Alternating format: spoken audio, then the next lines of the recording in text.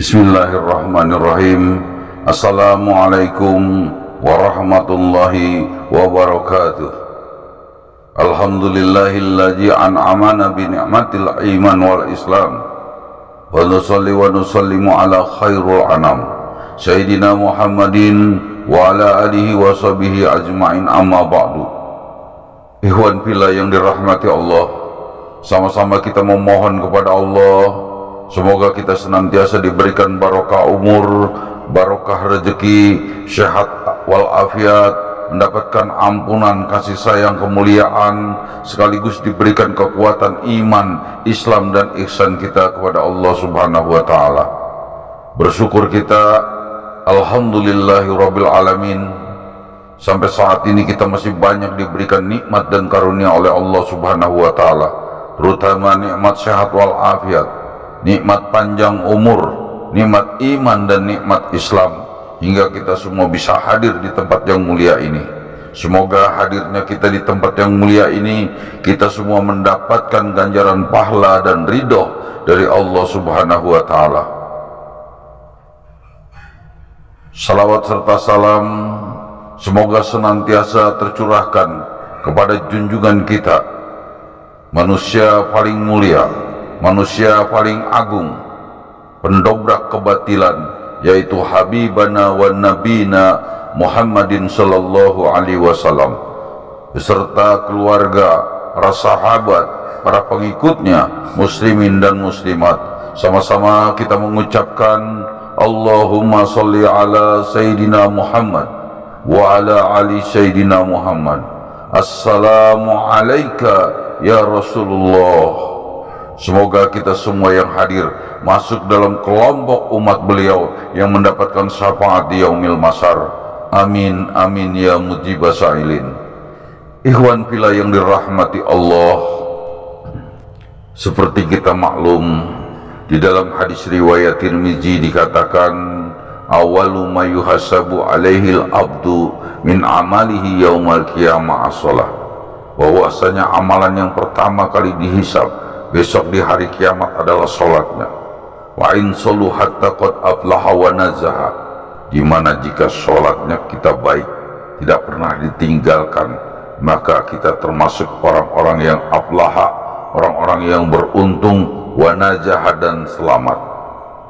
Wa in fasadat, yang mana sebaliknya, jika sholat kita buruk, banyak yang ditinggalkan, faqad haba wa hasyarah, maka sungguh rugi dan celaka orang-orang tersebut. Hadirin rahimakumullah, dari hadis di atas menginformasikan kepada kita semuanya bahwasanya salat merupakan salah satu ibadah yang harus kita prioritaskan di dalam kehidupan di dunia ini. Mungkin boleh saja kita untuk mengejar dunia kita, mengumpulkan harta dan kemewahan, boleh saja kita mengejar cita-cita kita yang setinggi-tingginya, mengejar jabatan pangkat yang setinggi-tingginya. Akan tetapi dari hadis di atas kita disadarkan bahwasanya prioritas untuk kehidupan di dunia ini bukan untuk mengejar itu semuanya, karena memang yang akan dipertanyakan nanti di hari kiamat, yang pertama bukan masalah jabatan kita, bukan masalah pangkat dan harta yang kita miliki, bukan kemewahan dunia kita. Akan tetapi yang akan dipertanyakan, bagaimana dengan sholat kita, dan juga bagaimana dengan sholatnya orang-orang yang menjadi tanggung jawab kita. Terlebih-lebih lagi dilanjutkan dengan jika baik sholatnya, maka dia akan beruntung dan selamat. Maka kita ketahui dari perkataan tersebut, keberuntungan kita atau seseorang yang dianggap beruntung bukanlah orang-orang yang berpangkat tinggi, bukanlah orang-orang yang penuh dengan kemewahan, harta yang banyak, kedudukan yang tinggi. Akan tetapi orang-orang yang dianggap baik adalah orang-orang yang selalu menjalankan perintah-perintah sholat. Namun orang yang dianggap buruk adalah atau orang-orang yang celaka. Itulah orang-orang yang suka meninggalkan sholat, suka lalai dengan ibadah sholatnya. Dan juga kita ketahui sholat merupakan patokan selamat atau tidaknya seseorang hamba besok di hari kiamat. Maka jika ada salah satu sholat yang kita tinggalkan, tidak ada amalan-amalan apapun yang bisa menggantikan sholat itu, yang bisa menggantikan ibadah sholat kita itu dengan amalan-amalan apapun, kecuali dengan melaksanakan, mengqadha sholat itu. Misalkan kita meninggalkan sholat 5 waktu, kemudian kita banyak membantu fakir miskin, kita bersedekah, bahkan kita bisa membangun masjid, namun itu semua tidak bisa mengganti ibadah sholat kita, tidak bisa menggantikan ibadah sholat kita. Seandainya ada seorang yang tidak bisa membangun masjid, tidak bisa berbagi, membantu fakir miskin, akan tetapi dalam ibadah sholatnya selalu disiplin, sholatnya tidak pernah ditinggalkan, maka orang tersebut masuk dalam golongan orang-orang yang najahawa aslaha, orang-orang yang beruntung dan selamat. Itulah pentingnya sholat bagi kita, bagi kehidupan kita, dan selayaknya kita sebagai seorang muslim memprioritaskan sholat sebagaimana Allah menanyakan nanti sholat kita di hari kiamat, yang akan dipertanyakan, yang paling pertama yang akan dipertanyakan nanti di hari kiamat oleh Allah Subhanahu wa Ta'ala mengenai sholat kita. Bukti lain bahwasanya sholat merupakan ibadah yang sangat penting. Allah mensyariatkan sholat ini dengan secara langsung, dengan secara spesial. Tidak sama Allah memerintahkan syariat-syariat ibadah lain. Mungkin ibadah-ibadah yang lain disyariatkan Allah melalui malaikat Jibril. Allah memerintahkan malaikat Jibril untuk menyampaikannya. Tetapi syariat sholat Allah langsung yang memanggil baginda Rasulullah Sallallahu Alaihi Wasallam naik ke atas melalui Isra Mi'raj, yang mana pada malam Isra Mi'raj Rasulullah Sallallahu Alaihi Wasallam menerima perintah sholat 1 hari 1 malam 50 waktu.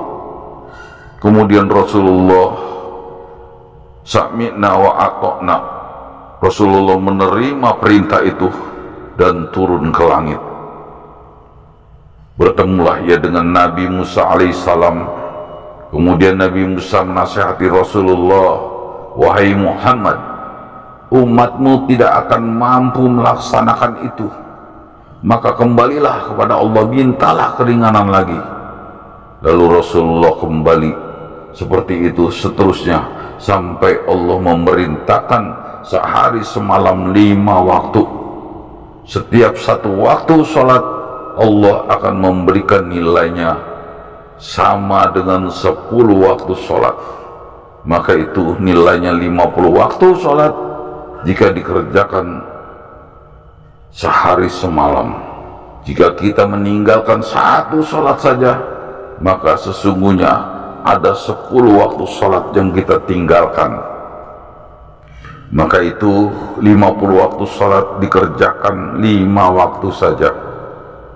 Maka dari hadis di atas, begitu pentingnya ibadah sholat, begitu pentingnya kita untuk melaksanakan perintah-perintah sholat ini. Sebagaimana bukti lain bahwa ibadah sholat adalah ibadah yang sangat diprioritaskan oleh Allah Subhanahu wa Ta'ala. Hadirin rahimakumullah, sebagai bukti lain bahwa ibadah sholat adalah ibadah yang sangat penting. Sholat 5 waktu didesain untuk bisa dilaksanakan dalam keadaan bagaimanapun. Beda dengan ibadah-ibadah yang lain seperti puasa, hanya dikerjakan, hanya dibebankan bagi mereka yang mampu menahan lapar dari fajar sampai maghrib. Namun bagi mereka yang sudah tidak mampu karena sepuh atau sakit, maka cukup bagi mereka membayar fidyah, atau mungkin untuk ibadah haji, untuk melaksanakan perjalanannya ke Baitullah bagi yang mampu saja. Akan tetapi bagi yang tidak mampu, Allah akan menggugurkan kewajibannya. Berbeda dengan sholat, Allah tidak akan menggugurkan kewajibannya walaupun orang-orang itu dalam keadaan sakit, selama orang itu masih hidup. Jika orang itu sakit tetapi berkewajiban tetap untuk sholat dengan cara semampunya, kewajiban ini tidak akan hilang selama nyawa kita masih ada di dalam kandung badan kita. Hadirin rahimakumullah, alhamdulillah kita masih diberikan kesehatan, masih diberikan waktu luang. Maka dari itu, marilah kita berdoa bersama-sama kepada Allah. Semoga Allah memberikan taufik dan hidayahnya kepada kita semua. Semoga Allah memberikan kita kekuatan dan kesadaran untuk selalu beribadah, selalu menjalankan perintah-perintah Allah dan mengikuti sunnah-sunnah Rasulullah SAW. Demikianlah apa yang saya sampaikan. Semoga bermanfaat buat kita semua. Billahi taufiq wal hidayah, barakah wal hinayah. Wassalamualaikum warahmatullahi wabarakatuh.